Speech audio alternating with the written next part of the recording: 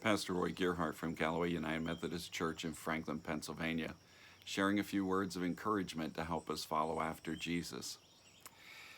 In 1 Thessalonians chapter 2 and 3, the Apostle Paul is sharing his heart, how much he loves, he misses, and he wants to be able to be with in order to pass on blessing to the people in Thessalonica. He had had the chance to see people launched in their faith as they shared the gospel with them. But then when persecutions broke out, they had to leave.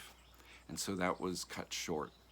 He agonizes over that fact that he wants to be able to finish that job. He says, I want to be able to come back and impart whatever is lacking in regards to your faith. And so that he wants to finish that job with them. And as he laments that, he expresses, though, his joy in them, the joy in their salvation.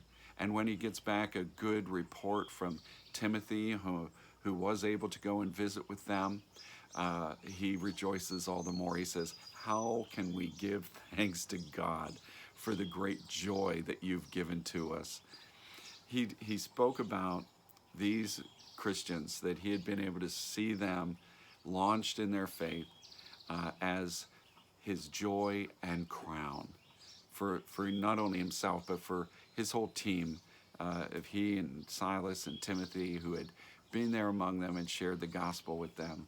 But he calls the people there their joy and crown, that they will rejoice over in the presence of Jesus when he comes.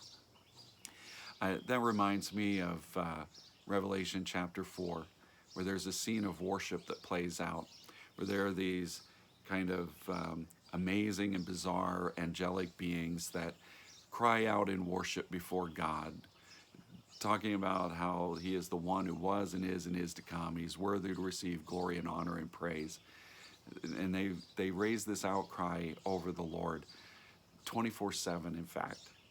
And it says that around the throne of God, there were 24 elders. And I'm going to confess, I don't know for sure how to identify all of these people. But here's what happens.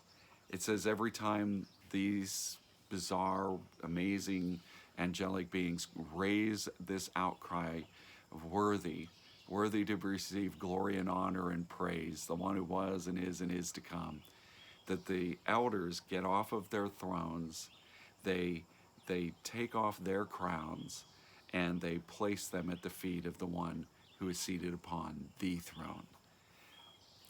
Sometimes whenever people picture going to heaven, they picture receiving crowns, getting awards, being blessed with all the wishes and wants they've ever had.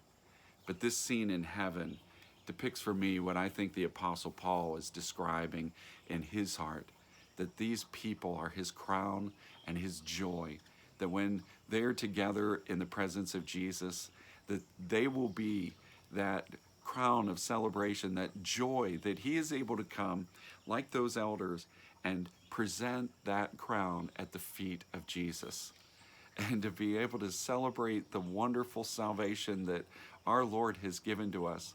The joy of being able to be a part of each other's lives in launching that faith, in seeing our faith grow and increase. And when we are contributing to each other's lives in that, there is joy in it, there is a crown in it. And when we come before Jesus, this is what we will deliver before his feet. It's not then so much focused on what you and I are getting to receive as our retirement benefits in heaven. It's a celebration of what God has done in all of our lives. And when we are there in his presence, there is such joy and celebration. The outcry that comes from those angelic beings is not some mindless chant that just repeats over and over. No, picture in Luke 15 the way that Jesus said that the angels in heaven rejoice over even just one who is lost, who is now found, the one who had wandered away, who has come home. There is rejoicing in heaven over that.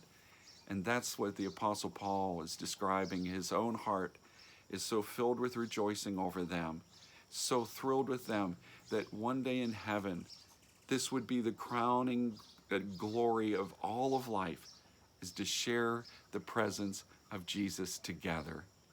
May God bless you. And as you share this good news, may God make you a blessing wherever he takes you.